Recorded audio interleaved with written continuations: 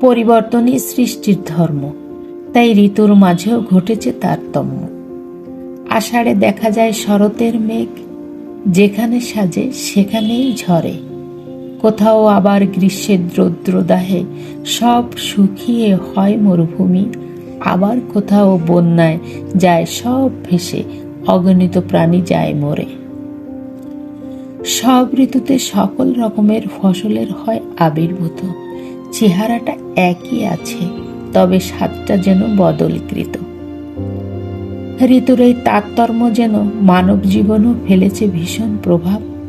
নিজের কর্ম ভুলে গিয়ে অন্যের সমালোচনায় থাকে লিপ্ত। উপকারী যত প্রাণী, তার অনেকেই হয়ে গেছে বিলুপ্ত। কোনো সৃষ্টিই অবিনশ্বর নয়, তাই প্রতিনিয়ত ঘটে চলেছে আবর্তন। সৃষ্টির নিয়মেই তাই সব কিছুরই হচ্ছে পরিবর্তন। আমি রিনিয়া পলাশ। এতক্ষণ আমার কণ্ঠে শুনছিলেন আমার লেখা কবিতা সময়ের দান।